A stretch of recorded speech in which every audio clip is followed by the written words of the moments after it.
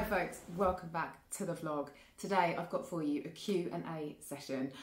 This is something that I put out on my Instagram probably about 2 weeks ago now for people to ask me anything about myself and my business, any new followers, etc. that wanted to know what the vibe was, and it's only taken me till now to record it, so I'm really sorry about that. But I thought it would be better. I got some super cool questions to film it in person, and then I can chat away, and I think it's nicer. So I'm currently here in Spain with Bila for the week. We've just had lunch, we've been out for a ride. We're heading out again this afternoon to do some shooting, so I'm using this time now to focus on this Q&A. I've got my book with everything written down in it, and actually weirdly I wrote upside down in the book, which makes all kinds of sense. Anyway, so hold on, let me go to the page. This is so crude, I've just got everything written down in the notebook, but I'm prepared. Anyway, so first question, how did you find Lezi? It's such a beautiful place. First up, thank you so much. That really means a lot to hear when people are like, it's really beautiful and it's really nice, the location. James and I actually found Lezi in 2018 when we came over to France, and we gave ourselves 3 weeks actually to look for a property because we knew we wanted to move over to France and we knew what we wanted to do is setting up the business, etc. But we did not expect in 3 weeks to find Lezi or find anything like it, to be honest. It was just kind of like a bit of a recce to see what was out there. We looked at so many properties, ones which were at like the top end of our budget, ones that were like needed so much work doing that we could never have like moved in and etc. There wouldn't have been a place for us to live. And again, on the other hand, there were places that were already set up as a B&B. However, there was nowhere for us to live. So when we stumbled across Lezi, I think it was probably like in the first set of places that we looked at. And first of all, we discounted it because we didn't think it was going to work. We didn't know if it was the right place. And then when we actually left and we looked at a lot of other options, we came back around to it. We were sat in a little Airbnb at the time and had this like little epiphany where we were like, oh my God, if we did this to it and we changed this, and because we did quite a bit of work to the place before it was able to actually begin as a B&B, like it was fine for us to move in, but in terms of it actually functioning as a 5-bedroom place, which it is now, we needed to strip all the upstairs out and start again, etc, etc. So when we started thinking about the process of what we could do, then we were like, right, this is actually going to work, or it could work. So we went back literally the day before our flight back to the UK and looked at it again, thought, let's go for it, put an offer in.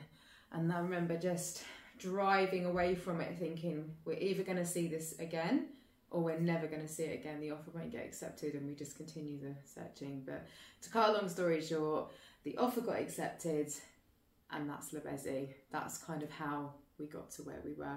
And actually we had been to the area in 2015 cycling. It wasn't meant to be a cycling break, but we hired a couple of bikes, we explored the area, we fell in love with it, we really liked it. One of our favourite places was Mirepoix, which you'll see like on these vlogs that we go to. We meet everybody for a weekend ride there, and for us it's just nice to go for coffee. It's a medieval market town. It was beautiful, we absolutely fell in love with it.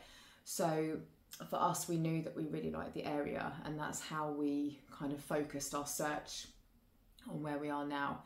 And that's how we found Lezi. Next question, what is your business? So we are a cycling and yoga retreat space. That being said, obviously we're open to anyone and everybody, but our main focus, because James and I are so, we're so into cycling, we're so into yoga, outdoors life, etc.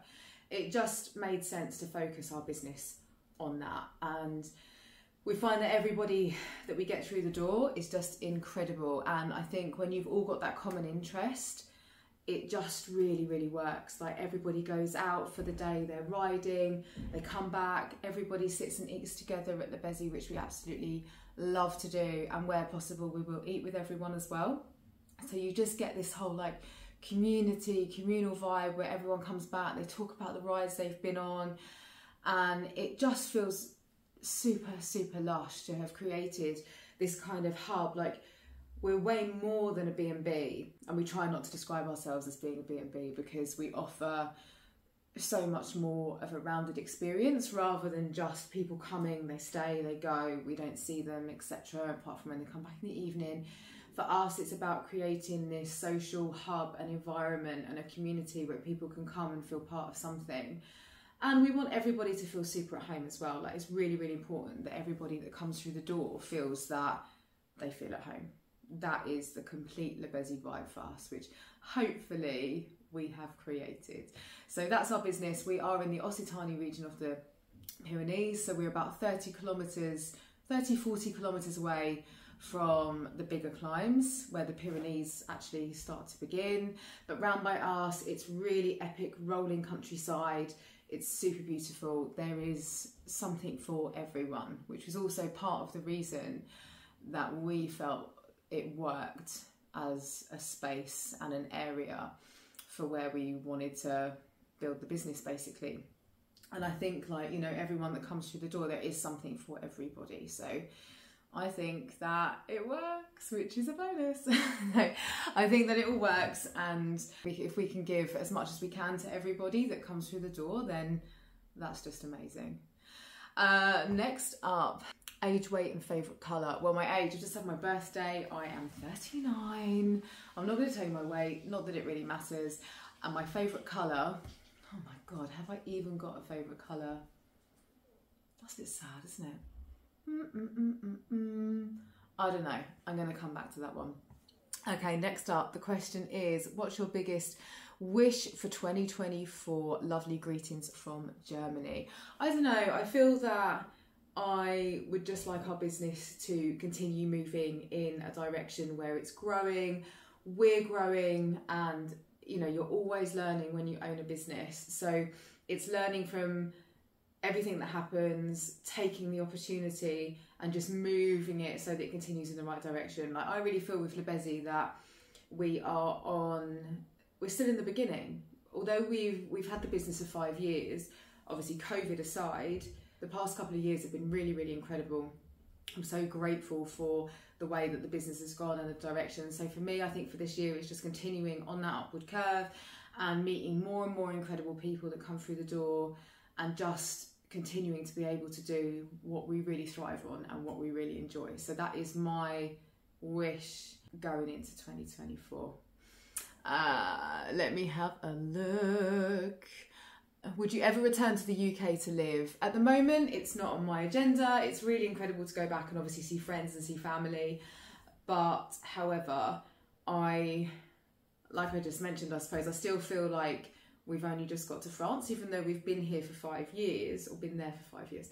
I feel that I'm not, at this point in time, ready to go back to the UK. Never say never, of course, and the UK is home, original home, and yeah. So at the moment, it's not on the agenda. In the future, who knows? Do you think you will do gravel racing? I don't know. I also feel like I need to build up my experience on gravel. I used to do road racing when I was out in the UAE, which was super cool. I had an amazing group of girls that I rode with, which was really fun. But for me, gravel is something that I am just venturing into. I enjoy it. Sometimes it's type 2 fun, but I just need to get myself out on the gravel bike more. But at the moment, there's no gravel racing for me. Not this year, anyway. Do you speak fluent French? If not, do you get by okay? I don't speak fluent French. I have to hold myself accountable for that. When we were moving into COVID and that whole period of time, there was, of course, nothing else was going on. My French, I was practicing, I was writing in French, I was speaking well in French, and I was even dreaming in French. But now that has fallen by the wayside. We get by, we're okay, we're cool. And between us as well as a team, James and I do manage to get by with the French that we have. But I know that I need to practice. And I am the only person that I can hold responsible for that. So that is something on my agenda, as always, I suppose, is to get on the French. but we try. We're always trying whenever we speak to people, of course, and I think that goes a long way. If you go somewhere and you show people that you're willing and you're trying, then that's like such a bonus. And often if you muck up, get things wrong, say something stupid, if you just laugh, they'll often laugh with you and correct you, etc, etc. So that's where we are with the French. Road or gravel? I really enjoy both. I'm more of a roadie than I am gravel, but like I've just said, if I was to do more gravel riding, then that might be something. Obviously I've been road riding now probably for about 10 years, so I've had a lot more experience on the road as opposed to experience on gravel. So I am more of a fan of road riding. I do enjoy gravel, and I think for me that is something that I want to be doing more this year. We've got the gravel bike, so it's getting out, and we've got some incredible routes around by Lezi as well. Again, a real mix of like single track, double track, all sorts of really nice gravel. So it's just getting out and exploring a little bit more and sort of moving in that direction a little bit more, I think, going into 2024. Why did you move to the area? I'm not sure, maybe I covered that before. We just fell in love with it. I said about Mirepoix, we really liked the area.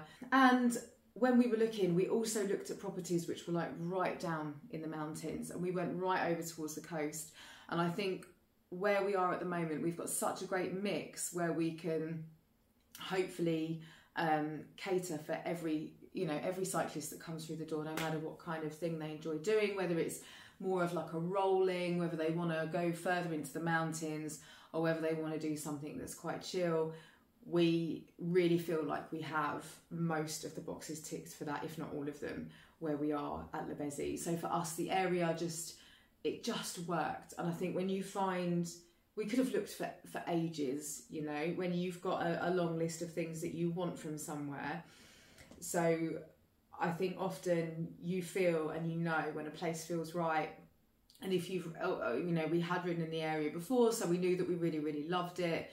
So that goes a long way, especially when we were trying to choose somewhere to purchase to do the business. How do you get enough recovery between running a business, training and doing sport? Oh, maybe sometimes I don't know. And a lot of the time I think there are down times. Obviously, like during peak season, I'm not training as much, although I do have the indoor trainer, which for me is an absolute godsend. Like even in the summer, you'll find me on the indoor trainer because James will be out with guests riding. I'm at home. I'm kind of doing everything that needs to be done back at the business. And we do like half board for guests as well. So it's a case of needing to be there. So when we want to be there when people come back and get food and drinks, etc, etc. So often in the summer, if I can still like an hour just to be on the trainer, because also like not all the time, not everybody is out all the time, but during the day, people can just be like chilling by the pool. Maybe they'll go out for a walk, maybe they'll go for a short ride, do their own thing. So if I can get on the trainer and do like even an hour, something to move my body and make me feel like I've worked, then that is, sometimes that's all I need. But in terms of recovery, I do have those down times. And I think the more you ride, the more you get to know your body. I can feel definitely when I've overexerted myself. Sometimes I don't listen, going to be honest. But I'm learning more and more to listen to myself. I've just come off the back actually of being ill for quite a long time. I say quite a long time, it was like 5 or 6 weeks. I felt quite under the weather. And I think going up to that, and especially when I felt like I was starting to get unwell, I didn't rest. I was doing running, I was still going on the trainer and thinking, yeah, I'll get through it, it'll be fine, it'll go, it's just a cold. But actually that led into something that wasn't just a cold, it was a chest infection, potentially COVID, who knows. So now I think you really have to listen to yourself, and if you feel tired, like it's super important to make sure that you're nourishing yourself, you're getting enough sleep, and you're mixing up your training. So I'll do yoga, I'll do strength training, running, cycling, but whatever I feel like my body needs. So I'm not, I'm just tending to listen a lot more to how much recovery maybe I need than what I used to, and just taking that opportunity to make sure that I am well rested, because I think it's probably pretty obvious, isn't it? But if you're training and you're not recovering, then you're probably at some point going to notice that your ability and your strength, etc., is going to start going down rather than going up. So you need to take those periods of rest. And for me as well, sleep is so important. I often, if I haven't had enough sleep, I can feel it straight away. I wake up and I feel quite sniffly, I feel really lethargic during the day, which I know isn't normal for me. So it's learning to just kind of pick out those red flags, I suppose, where you know, okay, I need to recover, I need to, you know, not ride for a couple of days, etc., and just take the time to recover. So I'm on to the next page. If you're ever looking for part-time help leading rides, let me know. Sure thing, no worries. Yeah, hopefully, who knows, if the business continues to move in a really positive direction, that would be incredible. Thank you. Anything you miss from the UK? I really miss family and I really miss my friends. I feel like, I don't know what else there is to miss, really. I'm not one to be like, I really miss this food, or I really miss, I don't know. But going back, I went back to the UK for the first time last year since before COVID, and it was mega. I felt like a child, where I was like, I want to go here, I want to go there, like I want to see where I used to live, I want to go to this village and this coffee shop, etc. And it just, everything felt so new and exciting.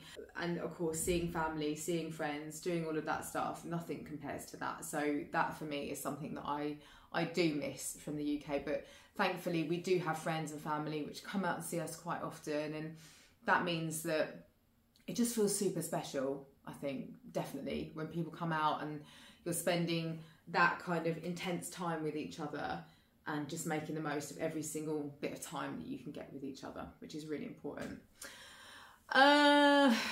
3 amazing things about the Pyrenees. Lezi Pyrenees, number 1. Is that the most obvious thing to say? The roads are very quiet, which I feel like we're really spoiled with. I ride anywhere else and I'm like, oh my God, there's so much traffic. Yet everyone else is like, this is fine, this is normal, this is nothing.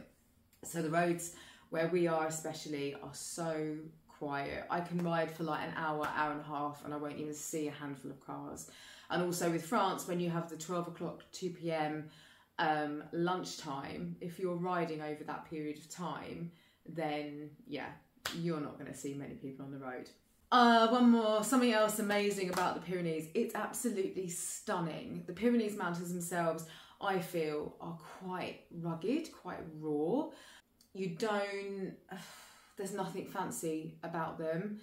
They're still, I don't know, it's really hard to describe actually. I might have to come back to this one. You might just put words in the comments. But I just feel like the whole experience of riding in the mountains just feels like this kind of incredible raw realness of just being out there in the wilderness, if that makes sense. Like when you're going through the forests and the mountains, it's just incredible. It's very quiet, it's peaceful, and it just feels like you're out there, just you in the mountains doing your thing, and I just love it.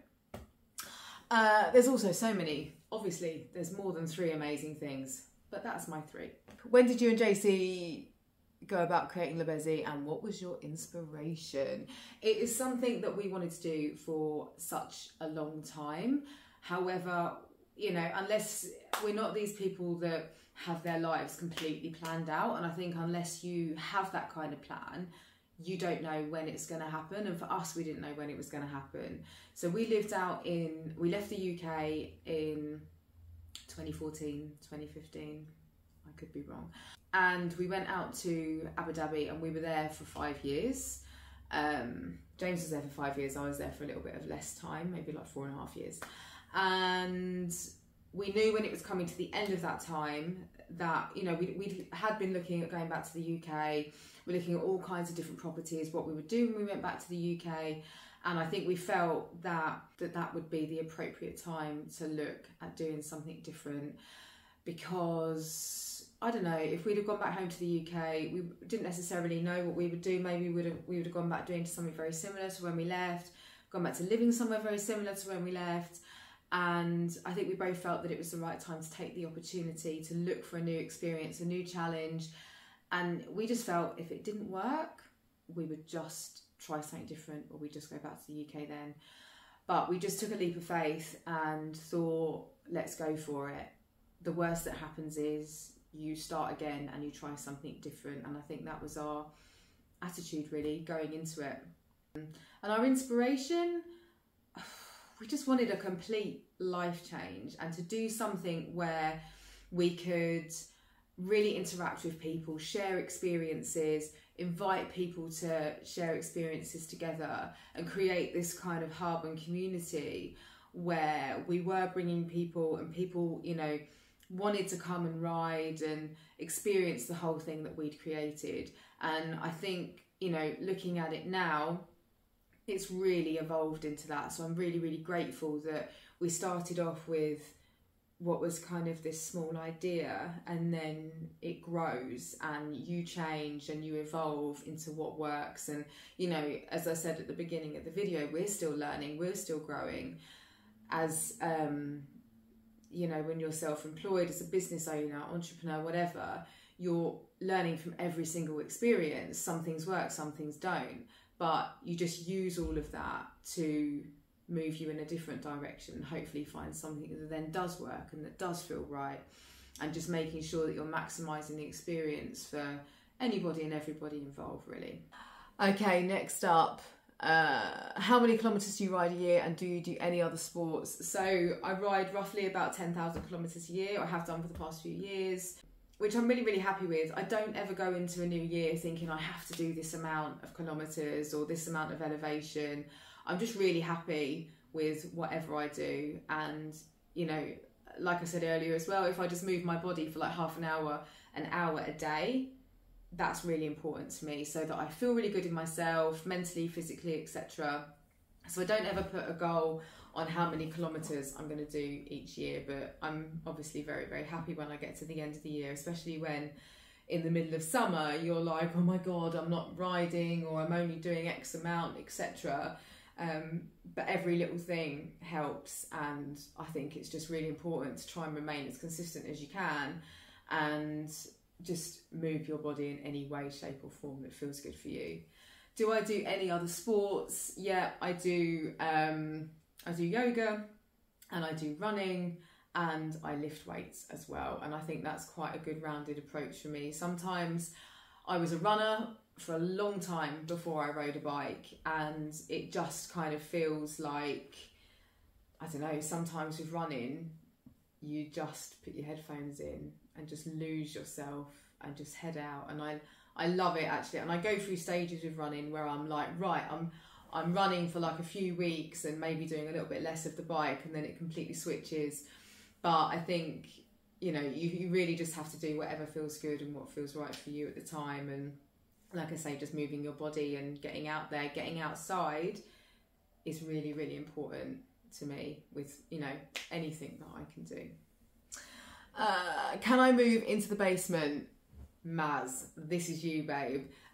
Sounds kind of weird when you say, can I move into the basement? You can move into Lezi wherever you want, my love. There is always a room for you.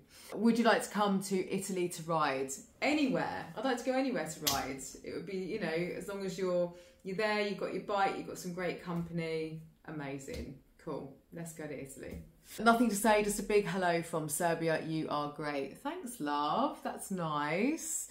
How did you come up with the idea of opening a bike and yoga hotel in the Pyrenees? I think I've covered that before. I love your B&B concept, Amy. How is your business and when do you reopen? So we're actually open all year with Lezi, but our season naturally comes to a bit of an end towards November time and then opens up around March time. This year we had, actually the end of last year, we've just had a yoga retreat going over New Year, which was beautiful. The whole experience, it was the first time that we've ever done anything like that. And it was really, really lovely. We had an amazing group, really, really nourishing experience moving into the new year with this whole kind of really nice vibe We had rocket yoga teacher Lisa, who we've worked with for a few times now, so she absolutely smashed it with the yoga. And it was just an incredible vibe moving into the new year. We reopen again at the end of March. We have a yoga and hiking experience week with Moloko Cycling, which is going to be absolutely epic. We have Charlie coming over and she is going to be doing the cooking. I'm going to be doing the yoga, and we're going to be heading out on some really incredible hikes in the Pyrenees. So again, it's a new experience for us, which I'm really excited about. I'm really looking forward to it. And you know, you try these things and you see what works. This year we're reopening in March, and then we'll just see when our season finishes. It was a longer season last year actually. We were going into November time, and the weather and everything in the Pyrenees by us for cycling, the weather's still really mild moving into autumn, and that period of time of the year is one of my favourite times to ride in. It's really special. Autumn is one of my favourite times of the year generally. But you've got that whole vibe of it's colder in the mornings and colder in the evenings, so you'll come back to like a really nice fire. But during the day, you've still got those higher temperatures where, yeah, okay, it's not really, really warm, but it's that comfortable temperature where you can head out on the bike and then you come back and you get nice and cozy afterwards. And yeah, it feels really good. Gravel or road, Happy New Year, Happy New Year. I think I've answered that one. Where do you find your food inspiration? What's your nutrition like on the bike? And do you work out and do yoga every day? Okay, so food inspiration. I have some cookbooks and people that I always go to when I'm trying to find recipes. I also have recipes that I know really work, and they might mean that I've like adapted things, I've added things, and I always try and do my own take on a recipe as well, because I think it's always nice to try and mix it up, you know, wherever that you can as well. I do save a lot of stuff on Instagram. I've got like all these little folders of like starters, mains, desserts, sweet treats, all kind of things. And I love trying new recipes as well. I am one of these people that like sort of minimal fuss when I'm cooking, like maximum nutrition, but minimal fuss and faff. I like to keep it very simple. If I look at a recipe and it's got like this hideous list of like 20 ingredients, often I'm like, rah. So if I can just use stuff that I've already got or things that I'm used to working with, then that's a real bonus for me. And I find that that is definitely my style of cooking, to try and keep things as simple and as nourishing, lots and lots of flavour as possible. I've been a vegetarian, James and I have been vegetarian now for 2 years. And I think making that shift from eating meat to not eating meat makes you look for different ways that you can jazz up your food and your flavours. And you've got to look for flavours elsewhere to make sure that your food tastes really good. So that definitely made a big shift in how I cook and what I like to cook as well. What's your nutrition like on the bike? Oh, it's getting better. It's definitely getting better. I definitely, I don't know, I felt like coming from a runner where I didn't really eat that much when I was running, moving into cycling, I really struggled with the concept of like maybe eating every hour or eating after a certain period of time or a certain number of kilometres, etc. I really struggled with that. And I think that I'm not the only one that happens with. Leave me a note in the comments if you agree. Now I'm getting a lot better, and I definitely can feel that my energy tends to stay consistent if I eat consistently. So, and James has definitely drilled that into me, you know, and I have a thing that comes up on the Garmin where it's like time to refuel, and normally after every hour on the bike I will refuel with a bar. I use Velo Forte. I'm a massive fan of natural food, so I don't like to eat stuff where I don't know what is in it. And I also don't like a lot of sweet stuff, but I find with Velo Forte, they've got the bars, they've got the chews, they've got the gels, they just work. And I tend to make a lot of my own flapjacks. I make a mean banana and date bread. So I just tend to take that with me on the bike as well as my ride nutrition. And do I work out and do yoga every day? I like to do something. Whether it's a walk, we do a lot of walking because we've got the dogs, so twice a day we're out there getting outside, getting our walking in, which I absolutely love. And yeah, just anything, if I could just head out for half an hour a day, or do like some sun salutations on my yoga mat to really stretch my body out, then that is all that matters. And that's really, you know, you just got to do what you can when you can. What type of brand of bike glasses are you wearing? They look super cool. Thank you so much. I get asked this quite a lot. I wear Sun God, and at the moment I have the photochromatic 8KO lens. I can leave a little link below this video so that you can see. I'm a massive fan of photochromatic lenses. I do have a real mix of lenses, but I always tend to, I'm quite boring, I tend to stick to what I really love and wear them a lot, and I just get into the habit of like grabbing the same pair of glasses, and yeah, but they are Sun Gods. Favourite coffee? I drink a lot of black coffee. So a lot. I've limited myself to 2 cups a day. That can go up. Sometimes it creeps up to like 4 in the summer if we're busy, but I tend to try and keep myself at 2, and maybe I'll have an oat milk coffee as like a little bit of a treat.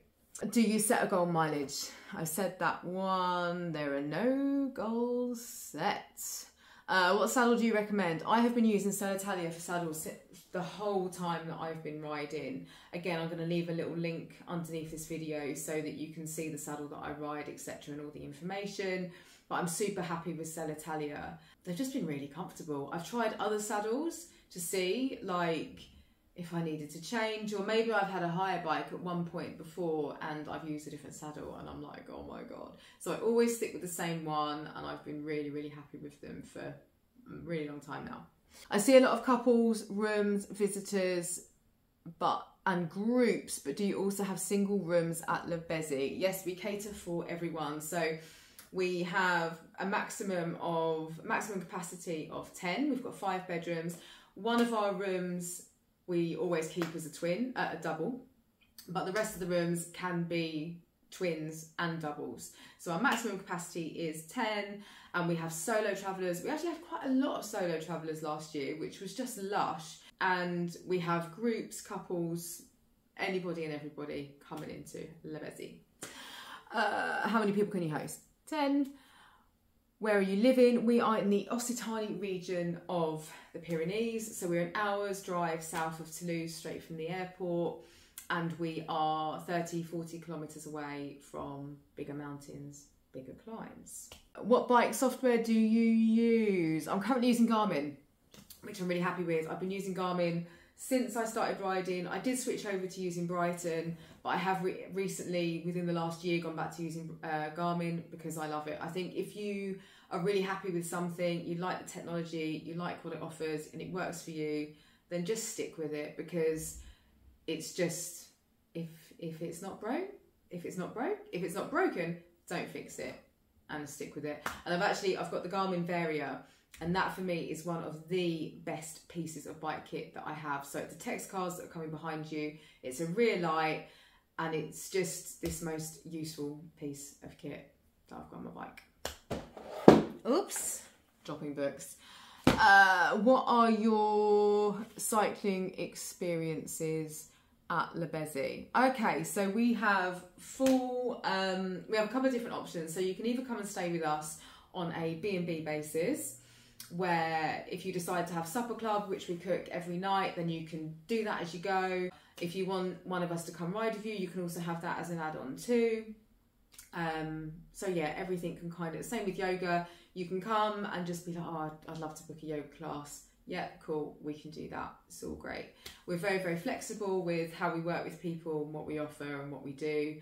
And we do have cycling experience weeks as well, which are 5 or 7 nights, where you get a certain number of days where we'll come out with you on the bike, and you get your breakfast, and you get your evening meal. Lunch is often out on the road because some people want to go out and you want to explore, right? You want to be out, you know, for however long during the day, and maybe you grab your lunch on the road. We know like some of the most lush coffee stops as well, which is really important because they're few and far between sometimes, so we will always take you to the good ones. So yeah, and you can get the whole experience and a massage, etc. for our cycling experience weeks. We do get asked a lot whether we have a regular group ride which goes out from Lezi, and I would love that to be the case in the future moving forward, that's something that we can do. But at the moment we just tend to have our cycling experience weeks, or people come and we, you know, depending on who we have staying at that time and depending on how well everybody's ability is matched, etc., then we will try and go with everybody out on the bike. And sometimes as well it works out that James and I can both go, or maybe it's just one of us, but that's how we tend to work it at the moment. But watch this space in the future. If Lezi gets, you know, bigger and continues going in a really incredible direction, then maybe in the future we'll be able to offer group rides, etc., and have them as a regular thing. But it's just all about getting the best experience for everyone so that everybody maximises their Lezi experience when they're with us. Okay, I feel like that is the end of the questions. They were epic ones, folks. I feel so super grateful that everybody took the time to ask questions about me, to ask questions about Lezi more importantly. So I hope that I have answered a lot of those here about like training and riding and everything like that. If you've got any other questions, anything I've missed, then definitely by all means drop it in the comments, leave me a little note, send me a DM on Instagram, and I'll come back and answer any questions, queries, etc. that you've got. So I hope I've covered it all. I am now, I think I'm gonna have a cup of tea or something. I don't know, I feel like, oh my gosh, after all this talking I need to have a tea. So yeah, anyway folks, I hope that you've enjoyed the Q&A. Maybe I will do another one in the future. I've actually quite enjoyed it, and it's really, it means a lot to get everybody's questions coming in and wanting to know more about the business, etc. So there we go. Anyway folks, ciao for now. I'll see you on the next video. I hope that you've enjoyed it, and I will see you next time.